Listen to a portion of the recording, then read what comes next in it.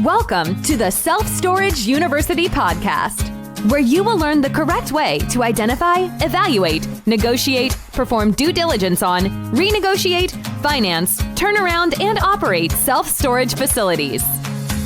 And now, here is your host, a partner in one of the largest real estate portfolios in the U.S. with nearly $1 billion of holdings, Frank Rolfe. There's an old adage that you have to have money to make money, and that's true with self-storage as well. This is Frank Rolfe with the Self Storage University podcast. We're going to be talking about getting the cash for a down payment and some creative ideas to do that. So if you are looking at buying a self-storage facility and you're lacking the amount of money you need for the down payment, what are the options? And what are some creative options that you can take the power of and harness? Well, the first is seller financing. This has always been one of the best plans when you're trying to get into the business, you don't have a lot of capital, is to let the seller be your bank. Now, why would a seller do that? Why would a seller not say, no, I want to get paid cash at closing? Well, there's a couple reasons. Number one, sellers know, particularly on a property that needs a lot of work, that a bank may have a lot of pushback on the condition of the property or their financials, and therefore it may be hard to get a loan. Some sellers just say, well, I'll carry the financing because that way it's easy, it's clean. They don't get disrespected by the bank who says you had lousy bookkeeping or a property condition. So that's one reason. The other one is they tend to make more money if they carry.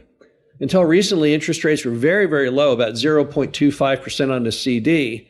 So it made sense for sellers to carry paper because they couldn't make any money any other which way. But even today with treasury bills and the long ones still at around 3%, they can make close to twice that if they'll simply carry the paper. So when sellers carry financing, it's a profit deal. They're like carrying it because they like to make extra money from the sale. What are they going to do with it otherwise? Well, they're going to put it in stocks or bonds. We all know the stock market's doing terrible, bond market's doing terrible. Or they can put it in CDs or treasuries, something safe like that, and that's fine and dandy, but you can pay significantly more than those people can. So as a result, it's not a hard sell to get sellers often to carry the financing. Now, if they carry the financing, the key item is now the down payment is completely at their prerogative. They can go with any percent they want. They're not like a bank. They don't get judged like a bank. They don't get inspected by the banking commission. So if they want to go 5% down or 10% down or even 0% down, it's allowable. There's no banking regulations on that. We've done 12 zero down real estate deals so far. And there's nothing unusual. We've also done 2.5% downs, 5% downs, 10% downs. So seller financing is always a really good one. Now, there's a derivation of seller financing when it comes to down payments, and that's cases where the seller goes ahead and demands that you buy the deal with cash, but then they will loan you the down payment money in a second mortgage. So here's how that would be constructed. Let's say you bought a self-storage facility for $1 million.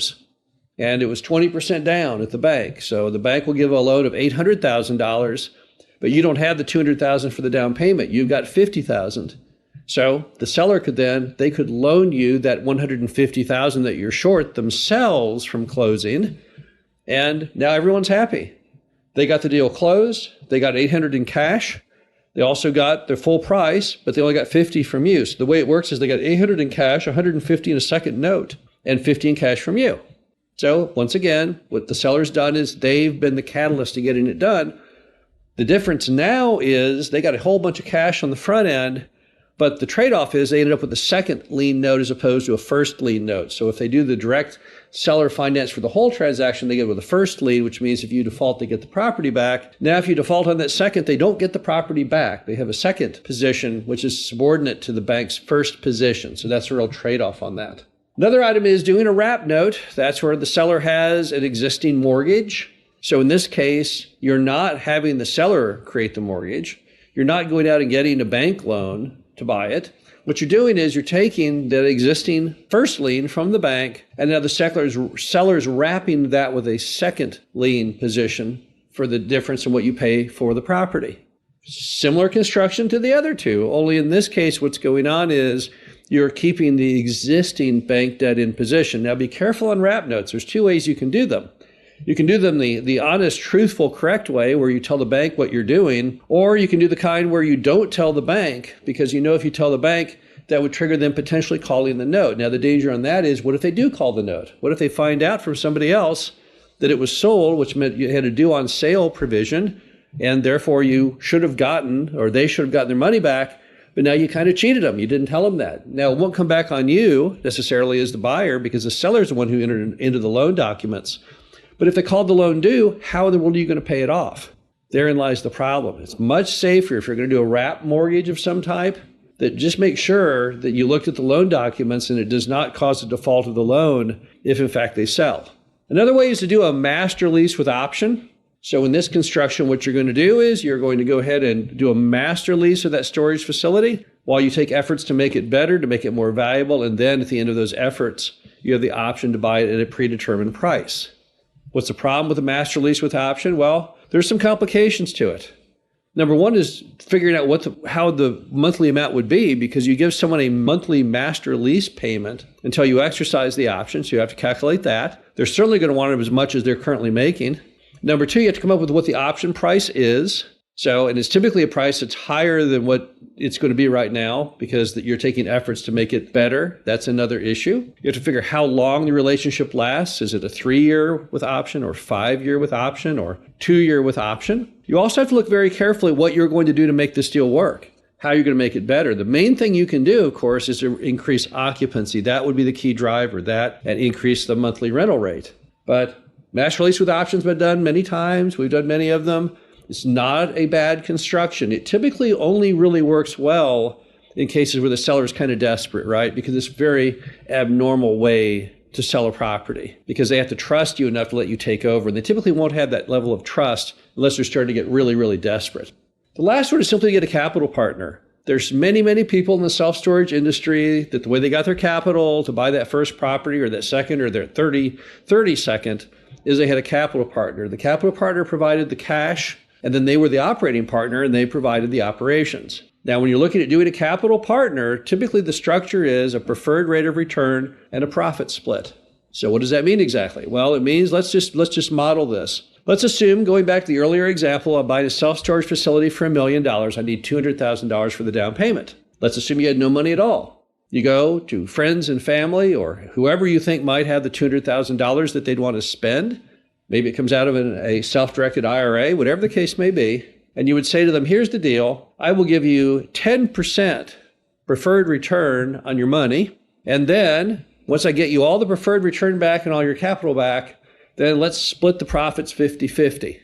So how does that work then? Well, what it means is each year for their $200,000, you would owe them $20,000. And typically the preferreds are cumulative, which means that they never go away. So if you paid someone $15,000 in year one, you would have to carry over $5,000 to the next year. And what it would mean then is, at the end of the movie, typically, normally not while you're still owning it, these deals normally hit profit waterfalls upon successful sale.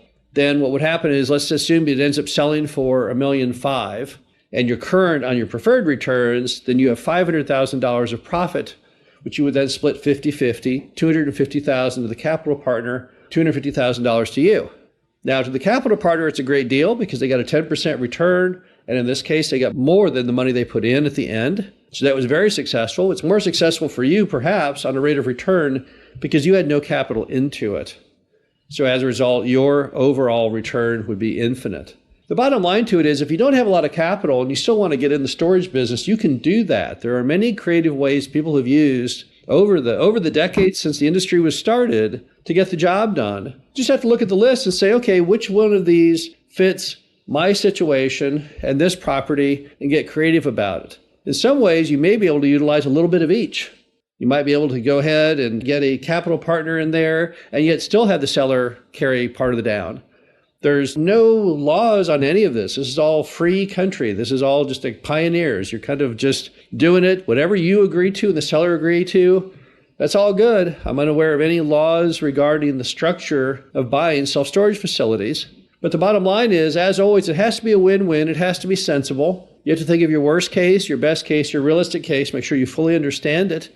But if you really think that property is going to work for you and you're really confident in it, then you have every reason to think creatively as far as coming up with that down payment. This is Frank Rolfe, the Self-Storage University podcast. Hope you enjoyed this. Talk to you again soon.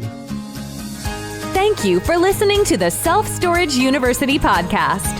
Be sure to visit us at ssupodcast.com. where you can learn the correct way to identify, evaluate, negotiate, perform due diligence on, renegotiate, finance, turnaround, and operate self-storage facilities.